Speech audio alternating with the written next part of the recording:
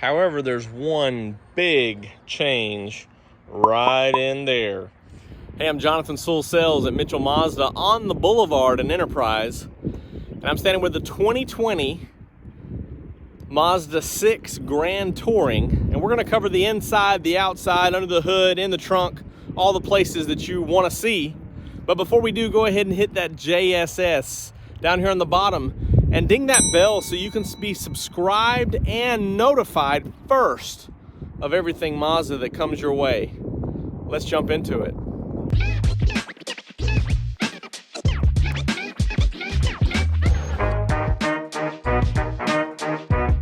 All right, let's start up front here, and we're talking about the Grand Touring. So only a slight change on interior and exterior features from the Touring. However, there's one big change right in there. So before we look into the hood, of course, we've got LED projector beam headlights with LED daytime running lights. The same 19-inch wheels that we have upgraded from the Touring. Nice little piano black features here in the grille with a big, bold Mazda logo there. And as we work around to the side, something about this side mirror over here is an upgrade from the Touring, and that is, of course, we have heated, we have turn signals on both sides, but this one is actually auto dimming. So you have an auto dimming side mirror and also an auto dimming interior rearview mirror, which we'll look at in just a few minutes. Of course, have the same advanced keyless entry, so lock or unlock with that push of the button there. You'll notice on the outside up top here you have a shark fin antenna, which means that this gets satellite radio. Also 90 days free of that satellite radio. We go around the back, not many changes here. Still have the dual exhaust with the chrome tips. Also, with just a touch of the updated key fob here, you can unlatch the trunk. You also have the square pressure switch right there underneath. Backup camera here, of course. And this one, like all 2020s, does have the upgraded Mazda font. And I'll show you that as we bring this down. So everything's closed off real well, sealed up, so not a lot of wires, or any wires actually hanging down. Can pop release your rear seats here for the 60-40 split. This one has your upgraded cargo mat. Of course, spare tire underneath. This one still has the wheel locks as well. And all your tire tools and straps, everything underneath here. Temporary spare. Also some good storage on the sides and a very good trunk. You know, if I have to lean in here and, you know, to even get somewhere close to that seat, so a lot of room there, and pretty good opening. Could probably be a little bit lower here, but you don't want to give up ground clearance just to have lower entry to the bumper. And of course, we'll talk about the styling in just a second, but here's the upgraded badges here, and of course your SkyActiv G, which we'll talk a little bit more about in just a minute. These are LED combination tail lights. Part of that opening, though, is you see you have a smaller deck lid here and a sloping rear glass. So if they were to shorten up this glass, it'd actually have to raise it up a little bit, which would take away from some of the potentially some of the headroom, but also the aerodynamics. So you can see in the back design how it comes up and then slowly, so a good departure there for the air as it comes around the top. So again, engineers know a lot more than I do about this, but they'd have to change a few things to get a wider opening back there. I think that's about everything on the outside. We'll talk a little bit more about the inside, but first, let's jump under here. Looking under the hood, the Grand Touring and higher upgrade to the SkyActiv G with the turbo. So you can notice from the different soundproofing cover here that if you look up top, I did a video comparison on this engine and the regular SkyActiv G, so you can check that out. But here's where all the magic happens back there in the back with the turbo. And here's the extra electronic control of this whole system, which produces 227 horsepower on 87 or regular octane and 250 on premium. So don't know exactly the price difference between these engines, but this one's a lot more fun. And so it's Grand Touring Reserve, and Signature get this powertrain. So let's jump inside. This has the black leatherette interior, so similar to the Touring. You see a nice finished kind of a machine look here, or machined metal, and then the chrome strips, a little bit of a gloss black here around the controls. Let's slide inside here.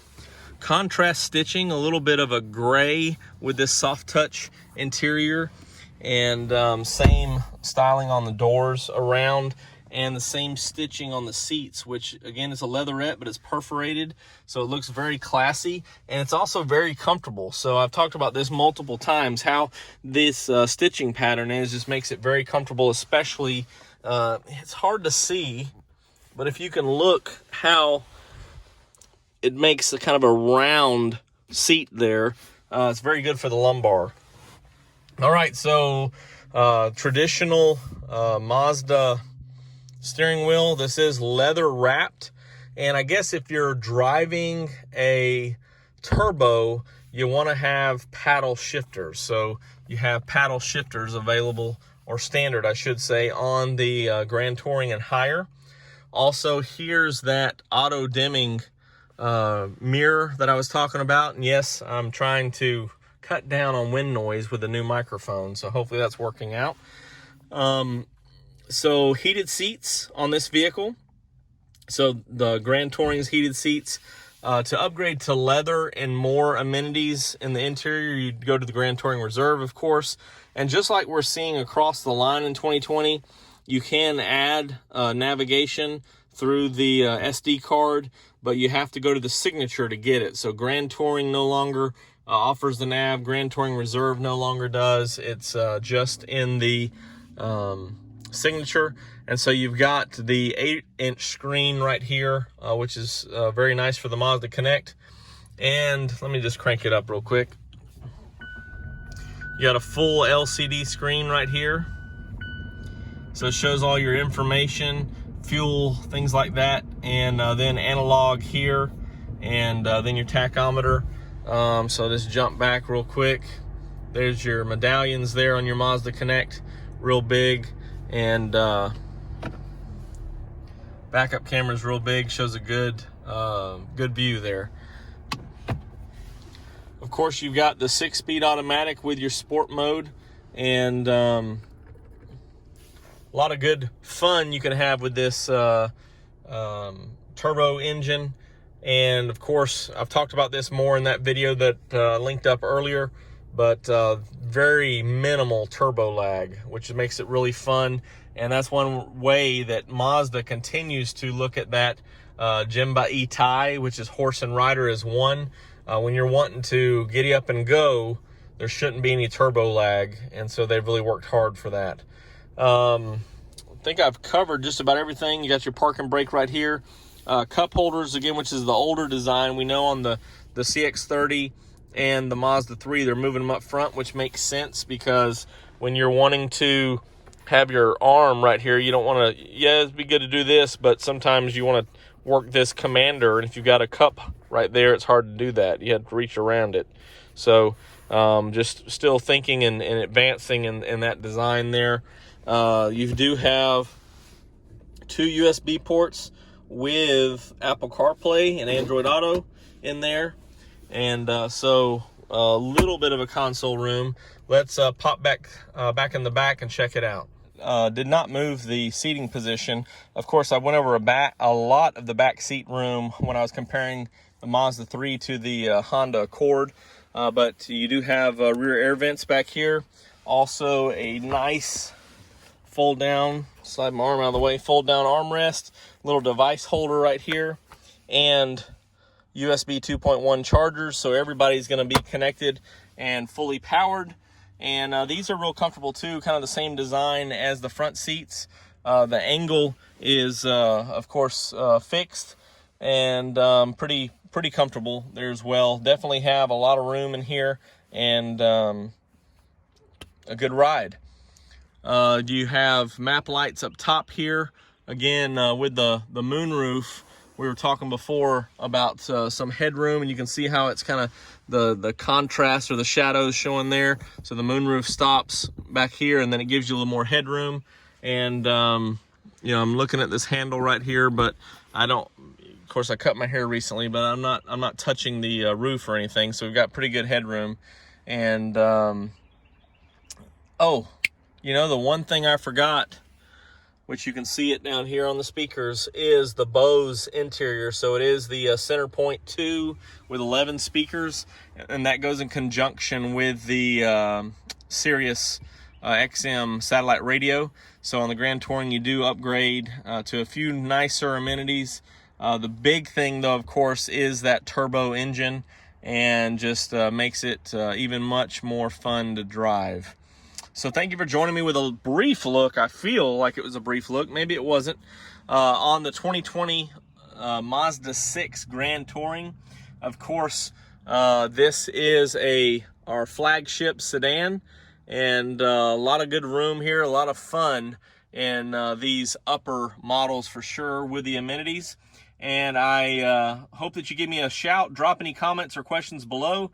Give me a shout at 334-718-0504. I'm Jonathan Sewell Sales at Mitchell Mazda on the Boulevard in Enterprise. And I really can't wait to see you in your very own Mazda.